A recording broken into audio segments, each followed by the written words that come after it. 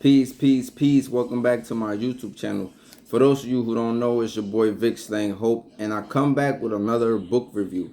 And today's book is Revolutionary Suicide by Huey P. Newton. Now, if you look at this cover, right, you see there's a gun being pointed to the back of his head. But when you turn the book around, he's the person that is holding the gun. So I thought the cover was very deep. The art, I like the art. And, Huey P. Newton, he's one of our freedom fighters, right? So this is why I picked up the book. Now, I told y'all all the time that, like, when I go pick up books or when I see a book that might interest me by the title, I usually read the back. So I'm going to read the back to y'all real quick. And it says, to understand revolutionary suicide, it is first necessary to have an idea of what reactionary suicide is. For the two are very different. Reactionary suicide, the reaction of a man who takes his own life in response to a social condition that overwhelm him and condemn him to helplessness. I do not think that life will change for the better without an assault on the establishment which goes on exploiting the wretch of the earth. Melanated people, in case y'all ain't know. This belief lies at the heart of the concept of revolutionary suicide. Thus, it is better to oppose the force that will drive you to self-murder than to endure them. Although I risk the likelihood of death, there is at least the possibility, if not the probability, of changing intolerable conditions. But before we die, how should we live? I say with hope and dignity. And if premature death is the result, that death has a meaning reactionary suicide can never have. It is the price of self-respect.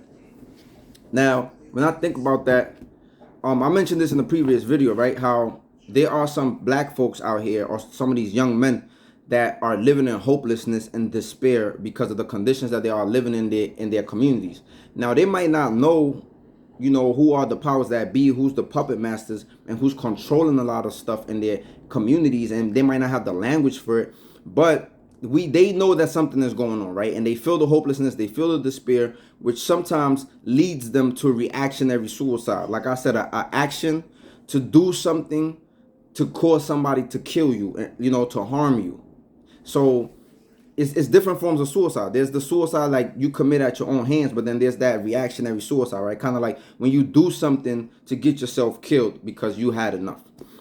So Huey P. Newton, so the book is basically about, it's his autobiography, and it's basically talking about you gotta have a certain mindset, right? When you are a revolutionary, when you are running an organization, or when you trying to, just fight for your rights, fight for your survival, fight for your livelihood. Like there's a certain kind of like danger that comes with that. So the book is just basically him breaking down like his childhood, his upbringing, his family structure, how was life in school, how was life on the block, how was life on the neighborhood. It has 6 parts. It's about 300 and some pages long. It looks like a short read. I feel like it was a short read, but maybe I really enjoyed it a lot. So that's what the book is about. The book is just about his life, his upbringing, and what led him to creating being a co-founder of the Black Panther Party with Bobby Seale. What I got from the book is basically that,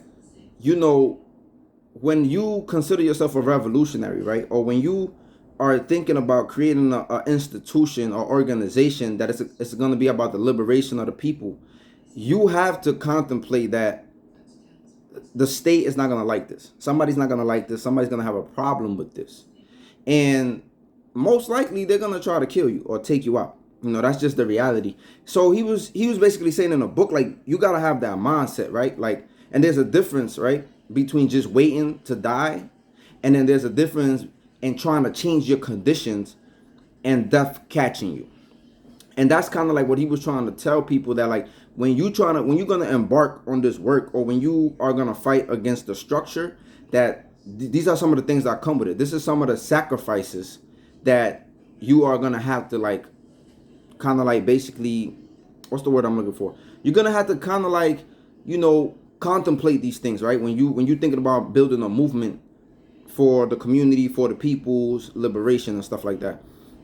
And I think that's one of the biggest things that a lot of these movements lack, like Black Lives Matter, right? Because not just them, it's a lot of people. A lot of people do not want to sacrifice anything. And in one of the chapters in the book, they talk about the brothers in the hood. They talk about the brothers on the block. And Huey P. Newman always made an emphasis on, like, how do we reach the brothers on the block, right? Because, they was on college campuses, and, they was talking to a certain people. And I feel like the same thing goes on with these organizations today, right? They talk to a certain people. Usually the people running these organizations are not the people at the bottom, are not the people that are experiencing these things. And you can live in the hood and not experience oppression. You know what I'm saying? Let me just be clear. Like, there's some people that, yes, they only slept in the hood, and they didn't really have no problems. They didn't really feel it. If you understand what I'm saying. So there's some people that are removed, detached, that are running some of these organizations that can't really fully relate. And they don't know how to reach the brothers in the hood. They don't know how to reach the people at the bottom of the bottom. And most of the time, these people are scared to go to the hood to talk to these people to begin with. But that's a whole nother conversation. Let me not get in that bag, right? But this is the realities, right? The realities of any organization that's for the people. How do you do that? How do you create that? How do you not consult with the people, the most courageous people in the community, right? Which is the people at the bottom, right? The gangsters, the thugs, the people that they told us not to fraternize and associate with, right? How do you create an organization that is so-called for the liberation of the people, but everybody you got in this organization is soft?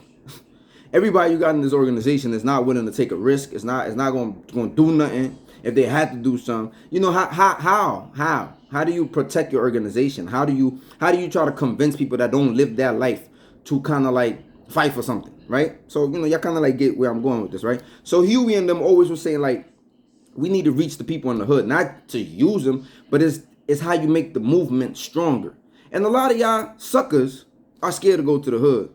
You know what I'm saying? So this is why your movement is not going to thrive. You know what I'm saying? Because y'all on some other stuff. But anyway, that's what I got from the book, that you got to be able to sacrifice certain things. And most of the time, it might come with your life. And one way I plan to implement the book is I just share it with people. Like, I always talk about the Black Panther Party. I think there will never be another organization as strong as the Black Panther Party was. And you can comment and you can tell me your thoughts, but that's just my opinion. I don't think it's gonna happen. I feel like they was too courageous. They was also organized. And I don't want to hear about the issues that they was having. I don't want to hear about, because all you people know how to do is discredit our people and our leaders. And y'all got those bad habits of just, y'all always want to talk about the negative when somebody talking about something positive about our brothers and our sisters. So I'm just highlighting the positive stuff. There was one of the best groups to ever organize, to ever do it. Breakfast programs, patrolling the police, free clinics, all type of stuff, you can name it. So I plan on implementing this book by just reminding people of some of the things that it takes to actually achieve freedom. It's that simple. Like, you either really want to be free and you want your people to be free, otherwise just stop chatting. You know what I'm saying? Like, just go about your own business. Because I be thinking about that too. Like, I'm not gonna die. I'm not about to sit here and die for like a whole people that don't care, who is not trying to move in a certain direction. No, like, I'm not doing that. Because rest in peace to some of our fallen leaders. But Malcolm X left 6 daughters behind.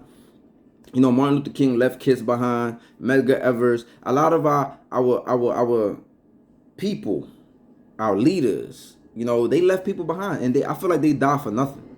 There might have been a little small change, but look at us. I feel like they died for nothing. So with that being said, if this is really the path you're trying to get on, I just remind people what it takes to actually achieve true freedom. So let me know what y'all think. Respond in the comment section, and peace out. Y'all be safe.